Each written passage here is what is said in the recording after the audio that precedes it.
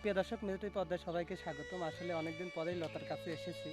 সময় পাই না, সত্য কথা। আজ কদিন খুবই ব্যস্ত, তবুও বাসায় থেকে যে একটু দম নেবো তাও দম নেই। ফাঁকা মাঠে একটু একটু করে কাজ করতে হয় মাঝে মাঝে, তাও 3টা আঙ্গুল কেটে গেছে। আমার মতো হাগল পাগল মিস্ত্রি আছে কোথাও? তারপরেও লতা সেদিনকে ডাক্তারের কাছে গেছিল। যেহেতু ইতিপূর্বে বেশ টিউমার অপারেশন করা হয়েছিল, কপাল খারাপের জন্য আবার হয়েছে। কপাল খারাপ হলে যা হয় যে বারবার অসুস্থ, এটাও আল্লাহ তালার একটা নিয়ামত, এটা মানতে হবে। তবু দোয়া করে আল্লাহ তালা সবসময় ওকে সুস্থ রাখুক, কারণ লতার ভয় বেশি। তো এখন লতার কি অবস্থা সেটা আপনাদের সাথে জানবো। লতা, তো কি কি মানে কন? কষ্ট লেও দেখো মুখে হাসি আছে, হ্যাঁ? না ভাই, এই পৃথিবীতে যে হাসতে পারবে সেই শান্তিতে থাকবে। কারণ পৃথিবীর সবাই ছেড়ে গেলেও আপনার মুখের হাসি কখনো আপনাকে ছেড়ে যাবে না। দেখেন, আপনি যখন কান্না করবেন তখন আপনার চোখের পানি কিন্তু আপনার সঙ্গী হবে, আবার যখন আপনি হাসবেন তখন কিন্তু আপনার হাসিই সঙ্গী হবে। মানে আপনি কান্না করলে মানুষ ভাববে নাটক, কিন্তু আপনি হাসলে মানুষ ভাববে ও সুখে আছে। এর জন্য তাইলে কান্না করা উচিত নাকি হাসি মুখটা রাখা উচিত? আমার মনে হয় হাসি মুখটা রাখাই উচিত। না, হাসিটা ভালো। আসলে হাসি মুখ সবসময় থাকলে পরে একটা কথা কি যে হাসি মুখে কিন্তু অসুখ বিসুখ কম হয়, কিন্তু তোমার আবার বেশি হয়। এটা ঠিক আছে, মানছি। কিন্তু আসলে কি করবা কও? তো সেদিন ডাক্তারের কাছে গেছিলে, ডাক্তার কি বললো যদি একটু জানাতে তাহলে। ডাক্তারের কাছে গেছিলাম। ডাক্তার কি বলবে, যেটা ডাক্তার প্রথমেই বলছে না, তখন বললো 8টা পরীক্ষা দিছে, আমি শুধু পরীক্ষা মরীক্ষা করছি যে আমার ব্লাড ব্লাড ঠিকমিক আছে নাকি, সব কিছু ঠিকঠাক আছে নাকি। তো মোটামুটি সব কিছু ঠিকমিক আছে, কাগজপাতি দিছে। আসলে মুখে বললে তো আবার অনেকেই করতে পারে না। জি, তবে আমি ওখানে একটু এক্সের মানে সবসময় তার ভিডিও ওপেন করা যায় না, জি, নিজের জীবনের কথাই আগে। তো ওখানে একটু এক্সের ভিডিও দিছিলাম, তো অনেকেই বলছিল যে এটা হচ্ছে এক্সোর রুম, এখানে কি। আসলে আমি তো এখনো ওটিতে যাইনি, মানে আমি যেটা পরীক্ষা কাগজপাতি এনে রেখে দিয়েছি, ওখানে একটু একটু ভিডিও আনছিলাম। তো আসলে মনে করেন যে আমার এমনিতে 2টাই বেস্ট টিমার হয়েছিল এর আগেই। যেটা বড় হয়ে গেছিল ওটা অপারেশন করা হয়েছিল, আর যেটা ছোট ছিল ওটা মানে তখন ওইরকম ছিল না। তো ওই জন্য ডাক্তার বলছিল যে অপারেশন করা লাগবে, কিন্তু পরে, কিন্তু সেই পরবর্তীতে আমি ভাবছিলাম হয়তো ওষুধ দিয়েছিল, ওষুধের দ্বারাই ঠিক হয়ে যাবে। কিন্তু আসলে আল্লাহ যাকে বেশি ভালোবাসে, আল্লাহ যাকে বেশি পছন্দ করে, এটা আমি বলি না, অনেক গুণী ব্যক্তিরা আছে, আমার আন্টিরা আছে, ভিডিও যারা দেখে, তো তারা আমাকে অনেকেই ফোন দিয়ে বলে যে তোমার পরীক্ষা এই পারেই হচ্ছে, তুমি টেনশন নিও না, এখন আল্লাহ যা করবে ভালোর জন্যই করবে। আর আমিও ভাবি যে আল্লাহ যা করবে ভালোর জন্যই করবে। সে তার সাথে তার আমি লড়াই করতে পারবো না। এখন সে ভালোবাসতে, অসুস্থ হয়েছি, আপনারা সবাই আমার জন্য দোয়া করবেন। আসলে আমার জন্য কোনো চিন্তা হয় না যে আমার কিছু হয়ে যাবে, হ্যান হয়ে যাবে, ত্যান হয়ে যাবে। ওই আমার পরিবার আমি না থাকলে কিছুদিন আফসোস করবে, তারপরে ভুলে যাবে। আমার স্বামীরও কিছুদিন পরে আর একটা মানুষ আসবে। কিন্তু সবচাইতে বড় যে অনাথ হয় একটা মায়ের কিছু হলে, একটা কথা মনে রাখবেন, আমি সবসময় এই কথাটা ভাবি যে একটা মা যখন একটা সন্তানকে অতীতের বাহিরে রেখে, বা একটা সন্তান যে একটা বাবা মাকে বাহিরে রেখে চলে যায়, তখন কিন্তু ওই বাবা মা ওই সন্তানের দিকে তাকায় থাকে যে ডাক্তার কখন এসে বলবে তোমার ছেলেটা সুস্থ আছে। আর একটা মা যখন যাবে তখন কিন্তু যে আমার সন্তানও যেমন আমার জন্য তাকিয়ে থাকবে, আমার মাও কিন্তু আমার জন্য তাকিয়ে থাকবে যে আমার সন্তান আসে, শুনতে পাবে যে আমার মা কেমন আছে, কিন্তু আমার মা ভাববে যে আমার মেয়ে কেমন আছে। মানে কি এসে বলবে, মানে একটা সন্তান রেখে যে 3বার কোনো মানুষ অতিক্রমে যায়, সে কিন্তু সবসময় এটাই ভাবে যে আমি আমার সন্তানের কাছে ফিরে আসতে পারবো কি না। তো আমার বিষয়টা এটাই চিন্তা যে আমি আমার আল্লাহর কাছে কই, আল্লাহ তুমি আমাকে অসুখ দাও, সমস্যা নাই, আমি যুদ্ধ করতে রাজি, কিন্তু তুমি আমার সন্তানের মুখের দিক তাকায় বা তার মুখের দিক তাকায় তাকে একটু মানুষ করার সময় আমাকে দিও। কারণ কত মানুষ যায় আর আসে না, কত ঘটনা দেখি, এলা দেখে খারাপ লাগে। যাই হোক, আপনারা সবাই দোয়া করবেন। শুনছি 1000 জনের মধ্যে যদি দোয়া করে তাহলে আল্লাহ তাদের দোয়া কবুল করে। তো আমি যদি আপনাদের মাঝে কোনো ভুল ত্রুটিও করে থাকি, যত আমি 3বারে পাড়া দিব, বলা তো যায় না, আল্লাহ যেটা করবে ভালোর জন্যই করবে। আপনাদের মাঝে অনেক ভিডিও করছি, অনেক কথা বলছি, অনেক গান বাজনা করেছি, এটা এখন আর সেরকম করি না, তারপরেও আমি কিন্তু ফেস দেখানো বন্ধ করিনি। একটা কথা কি যে আমি পেটের জন্যই আপনাদের মাঝে এসেছিলাম। আমি আমি কোনো খারাপ কাজের জন্য আসি নেই, আমি কোনো অবৈধভাবে কাজ করিনি। আমি আমার প্রতিভা দেখায় আপনারা আমাকে ভালোবাসছেন, আপনারা আমার পাশে থাকছেন, আপনারা আমাকে সাহায্য করেছেন, সহযোগিতা করেছেন। আমার ভালোবাসার মানুষগুলো, আমি তাদের প্রতি চিরঋণী। আমি শুধু একটা কথা বলবো যে আমার জন্য দোয়া না করতে পারলে কেউ বদদোয়া করেন না। কারণ আমি আপনাদের সবার কাছে ভালো নয়, তবে আমি আমার পেটের দায়ে মিডিয়ার জগতে এসেছিলাম। একটা মেয়ে কখনো চায় না যে তার চেহারা অন্য পুরুষ দেখুক। আমিও চাইছিলাম সাধারণ মানুষের মতন জীবন যাপন। কেউ আসে আহ্লাদে, কেউ আসে পেটের দায়ে, কেউ আসে শখের বিষয়ে, কেউ আসে পেটের দায়ে। এই মিডিয়ার জগতে এসে আমাকে কত মানুষ, কত অপমান, কত কথা, কত আঘাত, কত কষ্টই না দিল, আমি তারপরেও আমি হাসি মুখে থাকি। কারণ আমার হাসিটাই আমার চিরসঙ্গী। কারণ আমার হাসি, আমার একটু মুখের হাসি আমার সন্তানের ভালো। আমি যদি সবসময় কান্না করতেই থাকি, তাহলে আমার সন্তান আমার মুখের দিক তাকিয়ে থাকে।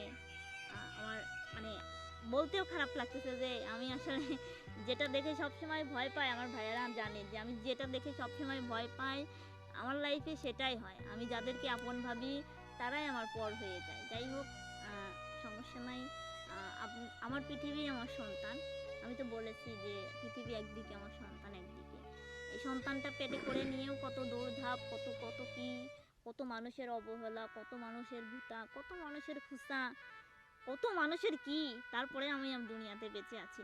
আসলে যাকে আল্লাহ বেশি ভালোবাসে তাকে কষ্ট দেয়, তাই তো আমি মনে করি আমি এই মিডিয়ার জগতে এসেও আপনাদের কাছ থেকে কোনোদিন ছলটা চুরি করে বা আপনাদের কাছে মিথ্যা কথা বলে আমি কোনো দিন আপনাদের কাছে সাহায্য সহযোগিতা নেইনি। যেটা রিয়েল সেটা আপনাদের দেখাইছি, সেটা দেখায় আপনাদের মনে কারোর মায়া হয়েছে, তখন আপনারা হাত বাড়িয়েছেন। আবার অনেকের জ্বলছে, অনেকে অনেক কথা বলছে, সেটা কোনো সমস্যা নাই। তবে আসলে আপনাদেরকে আমি দেখাবো যে আমি সত্যি আমার কাগজপাতি আসলে বাড়ির মধ্যে, আমি 5টা আসছি, ভাইয়া ডাকলো তাই। তো আমি সেটাও আপনাদের দেখাবো। তাও যদি আপনারা মনে করেন না যে আমি সত্যি কথা বলতে কি, যেখানে আমার অপারেশন হয় সেখানে আমি একটু বেড়াইতে গেছিলাম, মানে দেখতে মন চাইলো যে দেখে আসি। তো ওখানকার মানুষ মনে করছে আমি বেড়াইতে গেছি। তো ওখানকার ওই আয়ারা ওই নাচটা বলতেছে যে কি জন্য আইসাও, সে আলিপ করছে যে আবার বেস্ট টিউমার হয়েছে, অপারেশন করা লাগবে, সেই ডাক্তার দেখাচ্ছে। তো ওখানকার একটা মানুষ এসে বলল যে ওর চেহারার দিক তাকালে এতটাই খারাপ লাগতেছে যে একটা মানুষের জীবনে কত কত সমস্যা থাকে। মানে আমরা নিজের হাতে ওকে 2বার ওটির থেকে বের করলাম, ওর মা ভাইরা সবাই এসে দাঁড়ায় রইল, ঠিক আবার সেই দরজার সামনেই আসা লাগে। আসলে একটু ঝুঁকিপূর্ণই হয়ে গেছে, যেহেতু আমার কিন্তু মানে আমার ভিডিওর মধ্যে আমাকে দেখা যায় যেরকম, ভিডিওর বাহিরে যারা আমাকে দেখে তারাই বলতে পারে আমার শরীরের অবস্থা কীরকম। তারপরেও আমি তাদেরকে বলেছি আমার শক্তি আছে, সমস্যা নাই, আমি ফিরে আসবই। আমার সন্তানের ভালোবাসার টানে আমার আল্লাহ আমাকে ফিরে দিবে।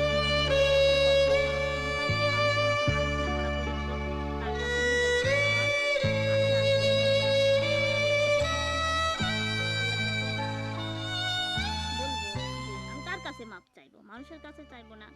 কারণ আমি আপনাদের মাঝে এসেছি, অনেক মানুষ আমাকে দেখছে, অনেক কিছু করছি, কিন্তু দেখেন আমি কখনো নাচ গান করলেও আমার মনে হয় না আপনারা আমার কাছ থেকে কোনোদিন খারাপ ব্যবহার পাইছেন।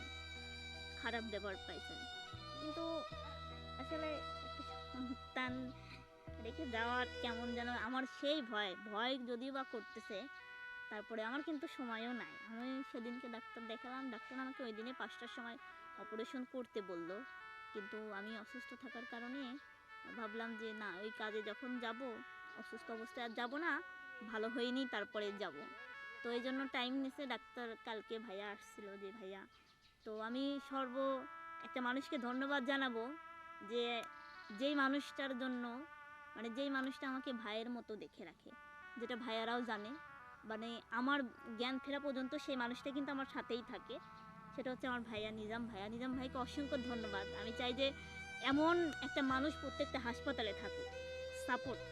অনেক মানুষ অনেক কথা বলে, কিন্তু ভাইয়া কোনে রক্ত পরীক্ষা করা লাগে সেখানেও ভাইয়া দাঁড়া থাকে, কোথায় আলটা করা লাগে সেখানেও দাঁড়া থাকে, কোথায় এক্সরে করা লাগে সেখানেও দাঁড়া থাকে, মানে আমার জন্য অনেক সময় নষ্ট করে, কিন্তু সময়ের বদলে কিন্তু সে কিছুই নেয় না।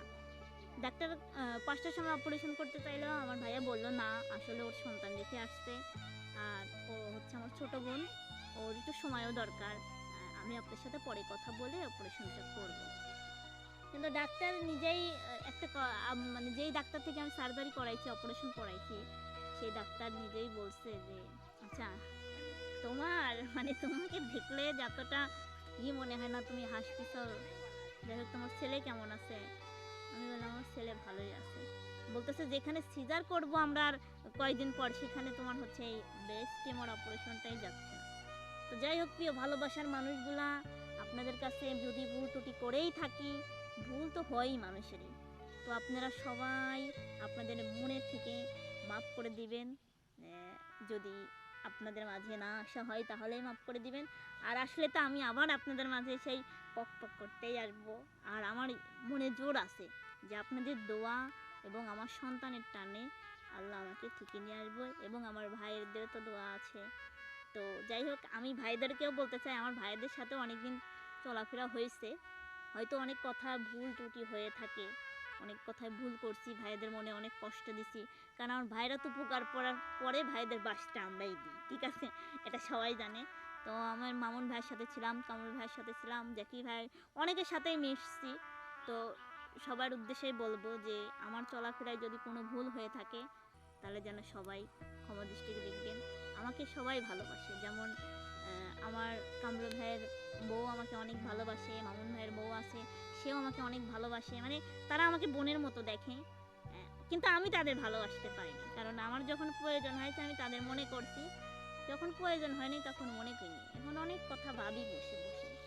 আমার আসলে ভাইয়া যে বলে তুই টিকটকে ভয়েস করি, আমি কেন যে ভয়েস করি আমি নিজেই জানি না। আমার মানে কেন জানি কষ্ট হয়, মানে আমি এই কষ্টটাতে কাউকে খোলাভাবে বলবো, কেউ যে এসে শুনবে, এই মানুষটাই নেই। এই শরীরেও কম আঘাত আমি পাই, খুব মার খুন, কত মানুষ, কার লাথি গুতা, কার ধাক্কা ধুক্কি, তারপরে আমি স্ট্রং আছি, ইনশাল্লাহ থাকবো, আল্লাহ যে কয়দিন বাঁচিয়ে রাখে। তো আমার অপারেশন খুব তাড়াতাড়ি হবে, কারণ আমার ভিতরে খুবই যন্ত্রণা করতেছে। আজকেও আমি একটু ঘুমাইছিলাম, ব্যথার কারণে উঠে পড়ছি।